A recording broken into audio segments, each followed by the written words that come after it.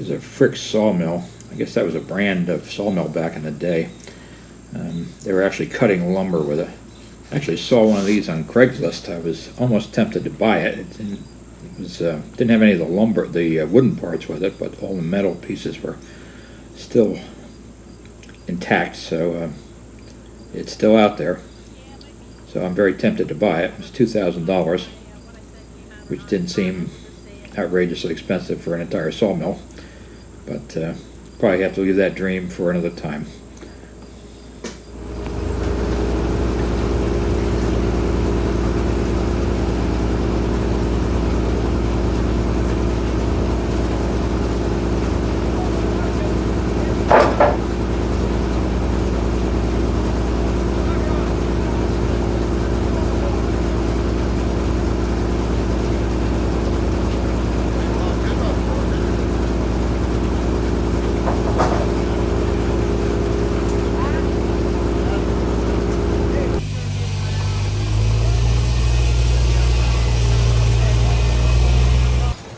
Had a lot of hit or miss engines there.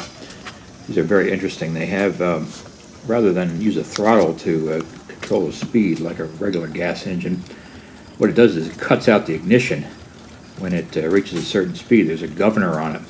So these could be left unattended, so they're really useful for use on farms.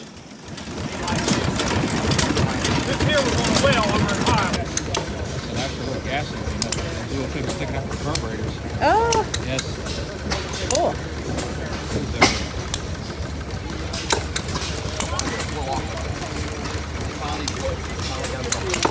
They were called hit or miss engines. Oh, I remember us talking about that. That's why they're making that noise. Yeah.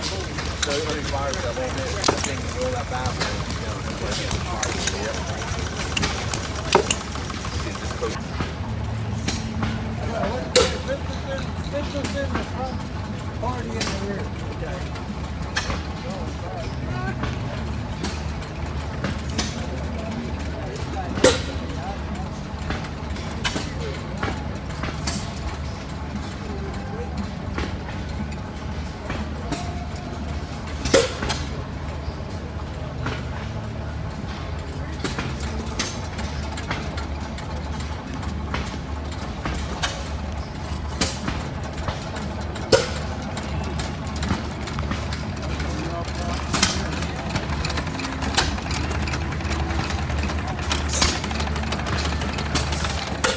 There's another hit or miss engine. This one's powering a cutoff saw.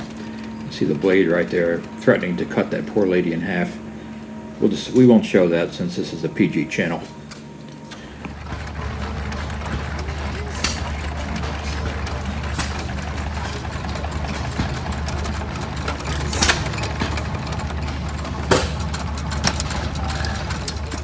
Here's a hit or miss powering a washing machine. Before farms had electricity, often a little engine like this was the only power they had on the farm. So they used it for everything they could. One day it could be used to run the washing machine, the next day it could be used to mill grain. So that's what they had. Had tractors of all sizes here. These are some lawn tractors. Some of these are tiny, but that is in fact not a toy. That was an actual lawn tractor that people used to cut the grass and do various other things. And this had the best label of anything in the show, a Ride-O-Matic.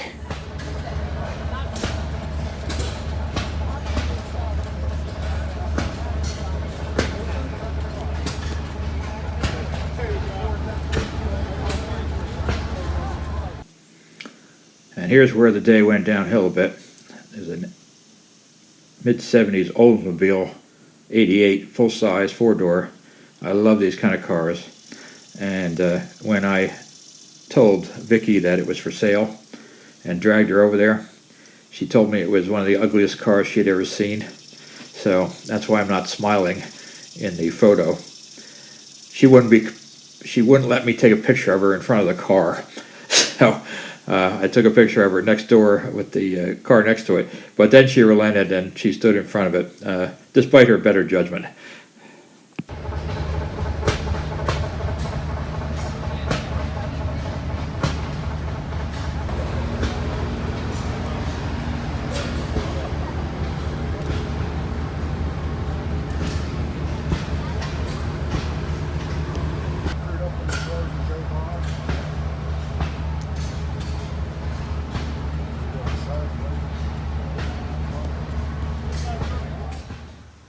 rat rod. Not sure what make the engine is, but the interesting thing about it was there wasn't any radiator.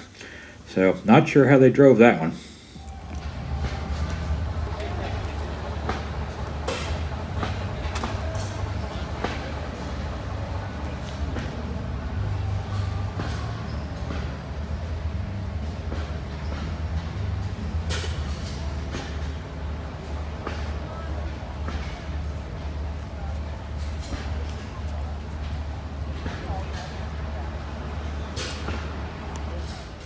I really like this car. It's a late 70s two-door full-size Chevy with a big block engine in it.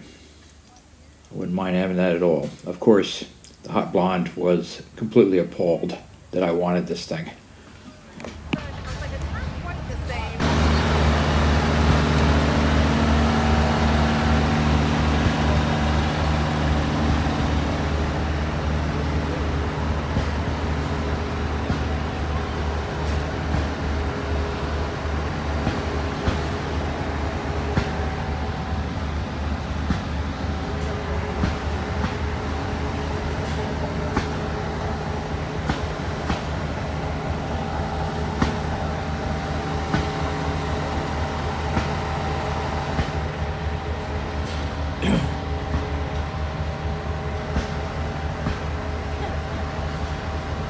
Nothing?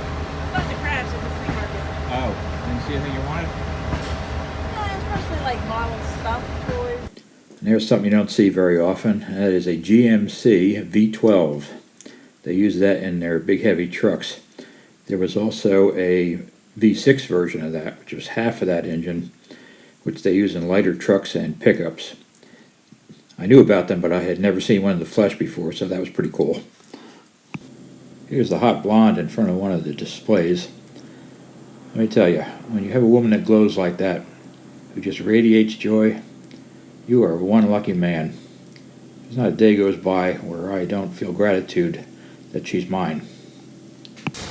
There's a big Fairbanks Morse diesel engine, 180 horsepower, and this is powering two generators. There's a sign there for the horsepower. I got distracted by the bell. I forgot to ring that. I was very upset afterwards. Should have given it a good ring. 1929, and it's powering two generators. One there, and then there's a smaller one in front of it off the same shaft. It is amazing how all the wiring was exposed in those days.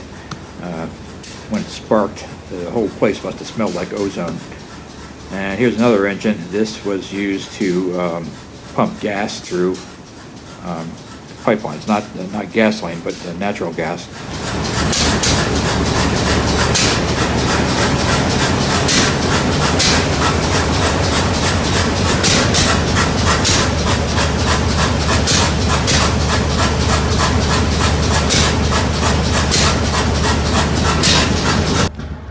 Hey, babe.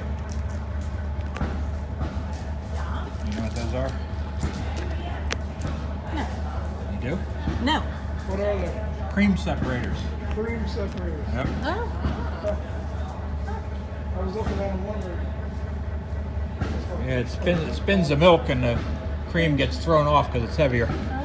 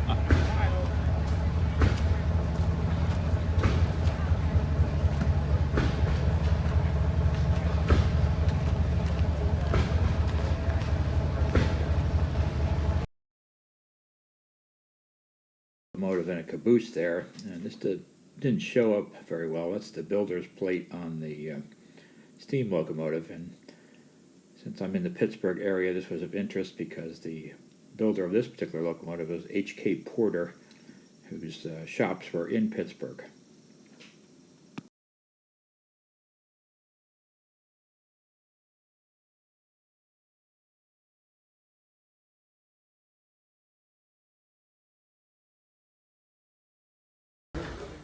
Goof this up somehow.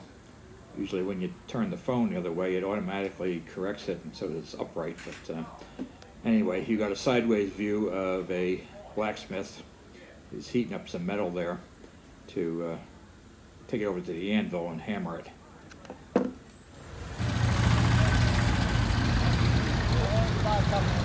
coal miner thing with the plate on the front of it. Yeah.